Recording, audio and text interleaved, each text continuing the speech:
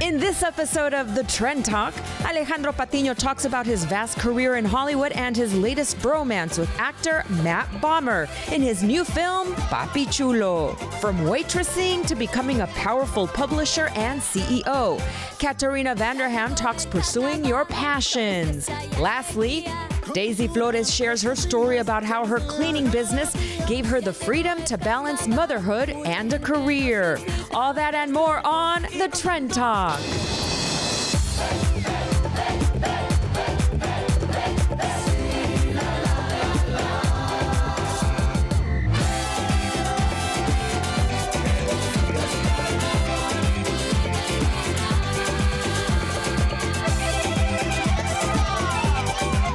Welcome to The Trend Talk. Hello, Belle. We started the show. You're on your phone. I'm sorry. I'm just on the pimple popper. What? The pimple popper, what's that? It's an app. So for you people, because I have never liked to pop pimples, but for people who do, and some do, it's an app so that you can get your pimple popping out of the way. So you can do blackheads, whiteheads, all of the pimples you want, and they show you how to do it, and you experience it. Oh my goodness. Is that awful? That's kind of awful. I didn't need the app when I was in high school because I was doing it in real life. But speaking of weird apps, there's this one called Send Me to Heaven app. Wow, what's that one about? I know, that one was kind of strange. So you have your phone, you open your app, you throw it up in the air, and then the phone itself calculates how far it went up in the air. So you can either compete with yourself or compete with someone to see who threw it up highest and caught it. Or didn't catch it. Of course, it can fall, and then there goes your phone. Yeah, I think that app was developed by the cell company ads because they need to sell more phones. That's ridiculous. Okay, so what about some apps that are genius and useful? This one's useful. This one is called the Run P app. Okay, the Run P app, you know how when you go to the movies and you're watching a movie and you really have to go to the bathroom? Yeah. But you don't want to leave because you don't want to miss that crucial, plot point. This app has all of the data from all of the movies, and they tell you when is a good time to go to the bathroom so you don't miss any important story plots. That would have been useful when I went to go see the movie Us, because it was very suspenseful. I really had to go pee, and I was like, I'm gonna miss it. So I think I might actually download that app. That one's a good one. That's a good one. That's a useful. And another useful one is one called the Fake Conversation app. So like if you're out on a date and you're not having a good time, you can kind of program the phone to call you. So that way you could fake a emergency, like, oh no, my grandma slipped and fell. I have to go help her or something. That could be useful, or it could be useful if you're at a party and no one's talking to you. You can program it. And pretend you're popular. Yeah, pretend you're popular. So you could be like, yes, I'm, blah, blah, blah. That one's kind of cool. Okay, so here's another useful one. Okay, so you know how sometimes people, not me ever, go out and they have a little too much to drink and they start making all these phone calls. Yeah, like drunk dialing, right? Drunk dialing, and before you know it, they're in trouble because they said something you don't want to say. Well, this one is actually called the drunk dial. And what it is, they give you a drunk dialer number. You call that number, but you hide all of your contacts of people you don't want to drunk dial. Like your bosses, for example. Or your spouse. Or your exes. Or your children. Heaven knows what you're going to say. And it actually prevents you from making those drunk dialing calls. Wow. Very useful. Yes, for those people that need downloaded it. Not me. A few years ago. A few years ago you had one, okay. So if you had to invent an app, which one would you invent? I'd invent the Find Bell app because that will help me find everything that I'm always losing. I'm losing my phone, I'm losing my keys, I'm losing my agenda. So that one would program everything that I lose. And then for some, I don't know how those tech people do it, but it'll help me find everything that I lose. That's a good one. You might become rich if you put that out there. All right. Well, speaking about being rich, I'm going to introduce you to someone in our next segment. He's rich in creativity. He's an actor. He's a producer, Alejandro Patiño. And his current project is called Papi Chulo with Matt Bomer. So don't go away. When we come back, we're going to talk to him.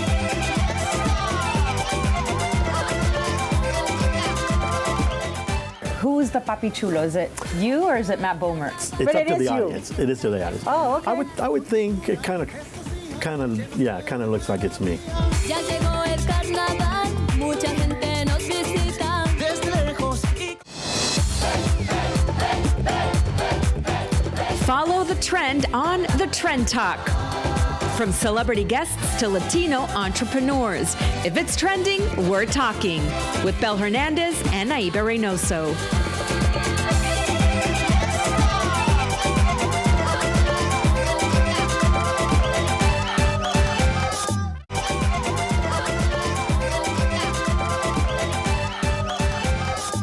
Originally a business student, this next guest detoured from that and got into acting. And this is a face you've seen in so many film and TV roles. So please help me welcome Alejandro Patino.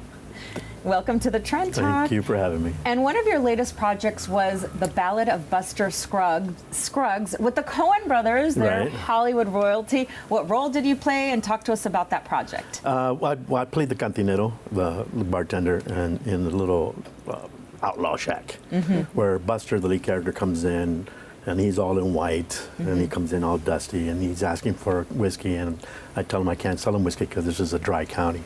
Yeah. How exciting to work with the Coen brothers. Anything interesting that you can tell us about working with them? Well, they're very precise. They're very. Yes. They know what they want, and I had fun with them. Yeah. Because once you see the bit, the scene, it's really a funny scene. Which the Coen brothers have their own humor to them. You know, you either like them or you don't. And this is one episode of a series of how many? Originally, it was supposed to be a 6-episode series, but they decided to combine them together so they can make it into a feature, so they can garner an Academy consideration. Right. And where can we see it? You can see it on Netflix. Okay. Ballad of Buster Awesome. Scruggs. Yeah. Okay. Yeah. And then you also have another project, an independent project called Papi Chulo. Right. Tell us about that. What is the story like, and who's directing? The writer-director, his name is John Butler, and he's from Ireland. And he came to Los Angeles so he can film his first movie here. Well, not his first, but his first movie in L.A. We have a clip. Let's take a look at it. No, está malo. But you think I'm crazy? Loco. Un poco, sí. I'm not really crazy, but I'll confess, I am going through a rough patch. For the longest time, Ernesto, my subconscious had decided to thwart my own happiness. No te entiendo. We're encoded at such a young age. Cute couple. Oh, Okay, well, that looks fun. Yeah, it was. So tell me, what actors are you besides Matt Bomer? Right. Well, it's Matt Bomer and then me. We're the two co-leads, and then Elena Campbell Martinez is my wife. And then there's a slew of other roles, smaller roles that everybody else filled in, like Martin Morales, Danny Mora. So there's a lot of Latinos in there. There's a lot of Latinos in there. And why Papi Chulo? Like, who is the Papi Chulo? Is it you or is it Matt Bomer? You know, we get asked that recently at the festival and stuff, the same thing, and John's never really specific about. He kind of. So you're not going to be specific with us either. I can't, because I don't want to be conceited and say me. But you know, it's up to the audience. It is to the audience. Oh, okay. I would think it kind of looks like it's me. And you had mentioned that the director's from Ireland, and he Correct. really wanted to do kind of like an immigrant type story because, Yeah. you know, the Irish have had a lot of experience with that type of thing back in the day. So what is the storyline about? The storyline is Matt plays a weatherman on a news station, and he's gay, and he loses his mate 6 months prior, and he finally has a breakdown on camera. Oh, wow. So they have him leave, take a couple of weeks off, gather yourself, and there's a tree planter on his deck in the Hollywood Hills that he needs to take out because his significant other, had put it there, and he just didn't want memories of him at this point. So he takes it out, goes to sees there's a hole not painted, just a circle, and he goes to the hardware store, and that's where we end up meeting because he needs somebody to help him paint the deck. That's how your relationship begins. That's when the whole movie etc. starts, with the relationship of the what we like to call a bromance. One of your projects is Funny Brown People. It's a web series. Correct. I would love to know what it's about. I love the title. Is it about funny brown people?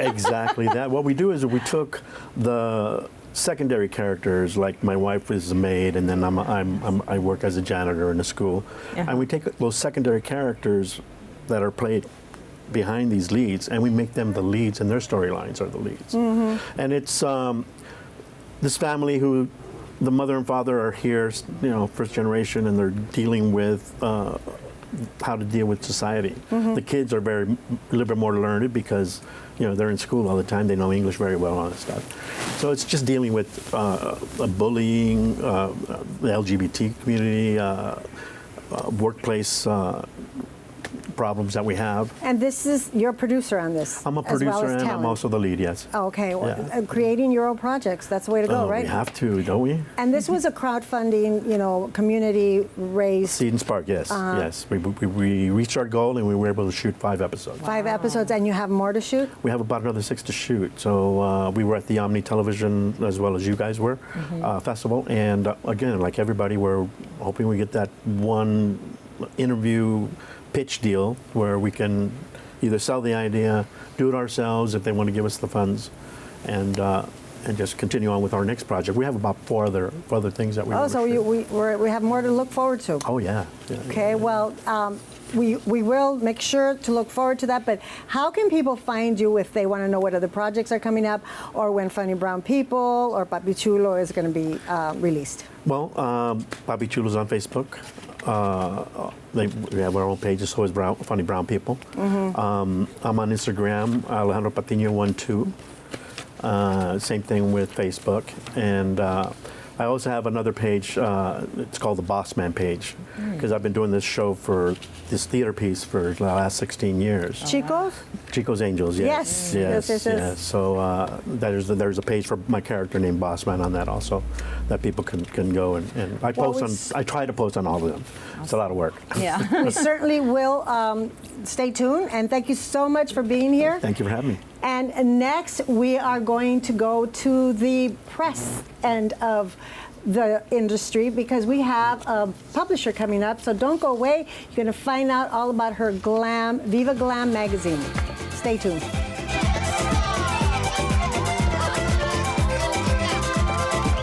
But I found a way, and I came here, and because I was a 22-year-old young girl looking like Pam Anderson, everybody was trying to take advantage of me, men and women even. Ya llegó el carnaval, mucha gente nos visita. Desde lejos y...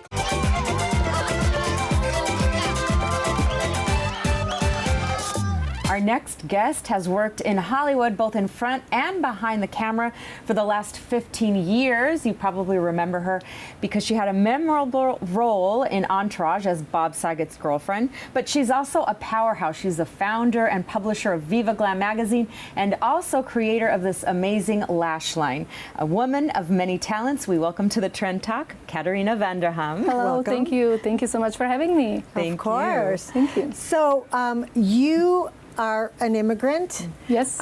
You came in your 20s, and I'm sure that there wasn't that much money, and there was a lot of struggles, and yet here you are, in your position. So what would you tell someone who is coming over to the U.S. to, make those big dreams come true? What advice would you give them? Just keep pushing and never sell yourself. I came in the 90s, it was 1998, so the times were a little bit different than now. And it was extremely difficult to even leave the country. I had to get on a plane, and just to get your visa granted was almost impossible. But I found a way. And I came here, and because I was a 22-year-old young girl looking like Pam Anderson, everybody was trying to take advantage of me, men and women even.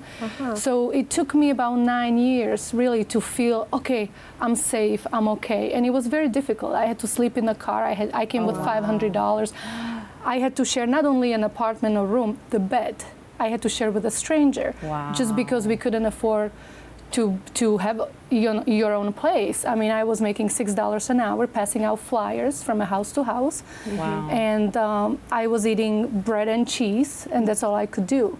So it was very difficult at the beginning, and I've had all kinds of offers, as a young girl, like, you do this for me, I'll pay you this, and all the shortcuts you can imagine. Yes. Right. And I almost wish sometimes, I wish I was like those girls, like they have it so much easier. I could be living in a mansion right now and have it like that. Instead, I really, really struggled on my own, and lots of times I couldn't call my family and tell them about it because you don't want to make your worry. Parents worry even more. They already worry, right? So you just go through these moments by yourself and deal with it. But now, like 20 years later, I look back and I'm so happy I didn't take any of those shortcuts because I wake up every day, I feel proud, my parents can feel proud. It took me longer to get where I am, and I'm still pushing to get further, obviously, but I have no regrets. I've learned so much, I've met wonderful people, I've learned from those bad people, and I just feel good, and I think that's what we all want. We don't want to have regrets that you left everything behind in your own country, and then you're selling yourself here, and it's very short term anyway. So I think if you're a woman and you're an immigrant, if it's not you, don't do it. Some girls might feel comfortable, right? And that's okay. And that's okay. I'm not judging. It wasn't for me. It wasn't for me. I was a certain way, and I just didn't take those shortcuts. Yeah. And look at you now. You have a fashion line, a magazine, you're in Hollywood. And speaking of magazine, everything about Viva Glam is glam, it's glamour. Yes. Talk to us about what does glamour and luxury mean for you? You know, I'm a 90s girl, right? Like, that's when glam was full on. Right. We had the supermodels, we had Versace, everything was over the top, and everything was glamour. So I am very much, being a pop culture in those years, I am still influenced by it. And, you know, with being a hardcore vegan at the same time, Viva Glam represents your compassionate glam and progressive ethical luxury. Because the luxury, the meaning of the word has been changing, especially here in America. Many people don't strive to have the necessarily really expensive brands or staying in only 4 seasons. Now what we're finding out that many of our readers, they want to go to boutique resorts, maybe that are more eco-friendly, but still luxurious and cute and pretty for pictures, but they don't care it's not a big 5-star resort. So the meaning of luxury is changing. People want to be able to travel, stay in nice places, feel good. Clothing needs to be nice, but doesn't have to cost arm and leg. That's Viva Glam. Still be fabulous. You know, you don't have to all of a sudden look like a tech girl working on the computer all day long. You still should be feminine, because I think that's what makes us women beautiful. Yes. That feminine element, colors and hair and makeup and like you, girl. Yeah, look at those boots, though. Look at that. And they were pretty cheap too. Really? So I also wanted to ask you about these cruelty-free eyelashes. Yes. Cat Lash. Tell us about this. This is your new project. Yes, and you know, when I was in the Hollywood industry as a makeup artist eventually, I learned from so many women what they love when it comes to makeup, what their men love and hate about makeup. You know, it's a known fact that men usually say, oh, I love my woman without makeup. Yes. It's not true. That's true. I say the same thing. Right? The minute a beautiful woman walks by, they're like, oh, did you see her? So I got so many compliments from when I used to do makeup, and I always emphasized the eyebrows and lashes for actresses, models, and they always loved how I made them look. They're like, you know, I just feel so somewhat European American, you know, like beautiful, like a supermodel. It's not too much, it's not too little. And it was always the lashes that they loved how I did them. So I continued that since those days, and I started a line to combat the mink lashes, number one, because mink lashes are full of cruelty. They skin minks alive, and they lie to you. Obviously, they say cruelty-free. There's no such thing as a cruelty-free mink lashes. So these are made out of human hair, 100% human hair, PETA approved, and lots of times those thick lashes you can't even put on, and it covers too much of your eye. I have smaller eyes. You have smaller eyes. Right. You know, if you put those thick lashes on, you're not gonna see your eyelids. So they work for some women, but they don't work for all the women. And I wanted to create a line that's compassionate, more natural. You know, it's beautiful, feels good, feels light. You can't even tell you have them on because the band is very thin. And if you get the whole collection, which is 7 styles, you really cover everything from daytime to nighttime, and you can even use the 2 of the individual lashes I have. You can add a few on top of any of these strips to build them up and create even fuller look if you like, but it's still much more natural than if you have the full thick strip of, let's say, those mink or synthetic mink lashes. Well, thank you so much, Katarina. I'm thank sure you. everyone that's watching is going to want to go and get your lashes. Where can they find them? Glamour Garden Cosmetics. Glamour Garden Cosmetics, cruelty-free lashes, beautiful, from a woman that, you know, is a warrior and is making things happen. Yes. Thank you so much, Thank Katarina. you so much. Thank you. Thank you. We'll be right back with more here on the Trend Talk.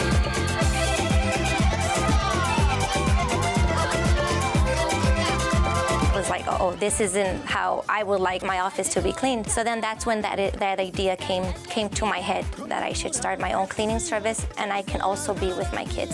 Ya llegó el carnaval, mucha gente nos visita. Desde lejos y...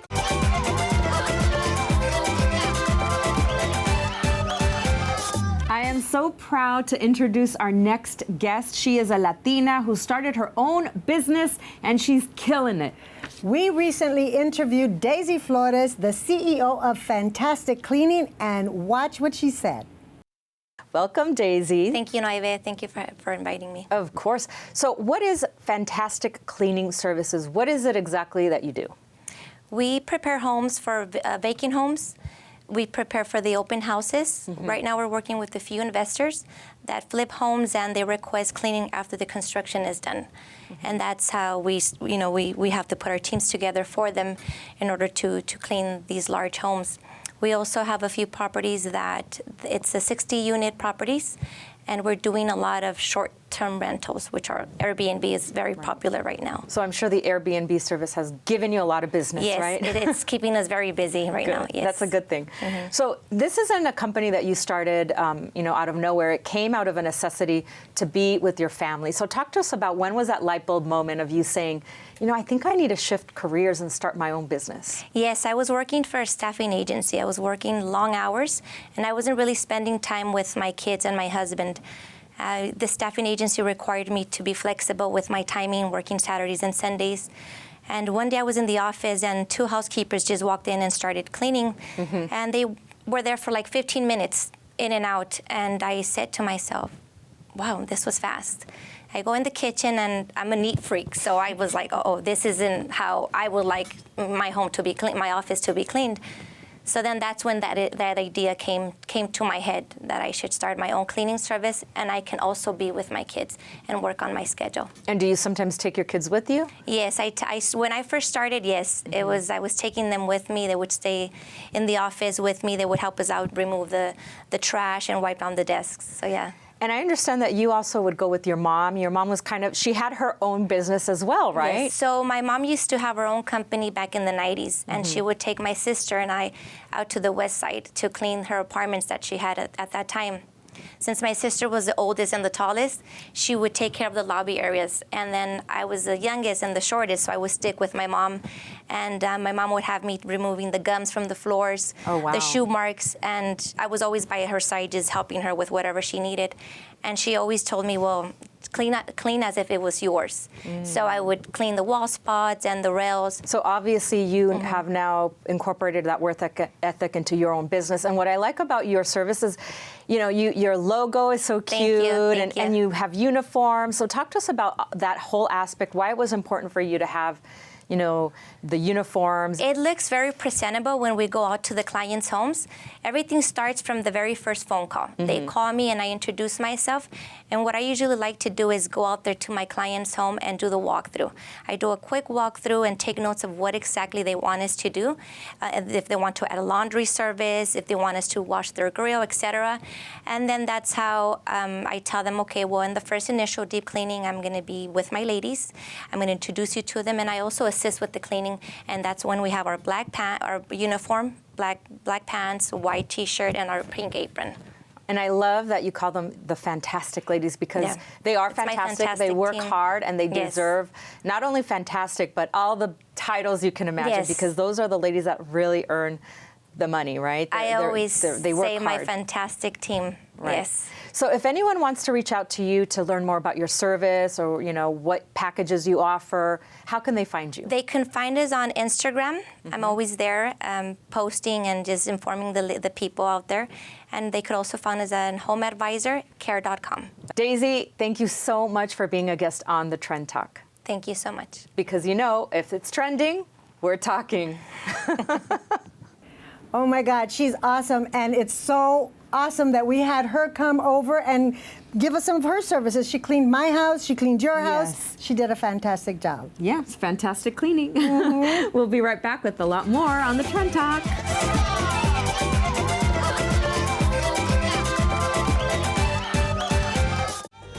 I'm Naibe Reynoso, a mom of two and an award-winning journalist. And I'm Bel Hernandez, the wiser, older, chronic entrepreneur. That's right, and we go together like café con leche. So keep on watching the Trend Talk because if it's trending, we're talking.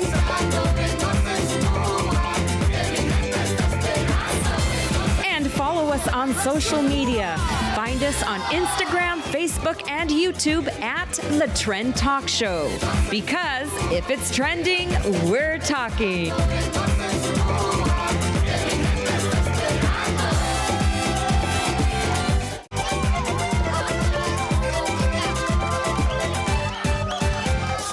Well, we've reached the end of the show, but we want to thank all of our guests for coming and sharing their stories here on the Trend Talk. Remember, follow us on social media, like our YouTube page, and remember that we are the Trending Topics Show because if it's trending, we're talking!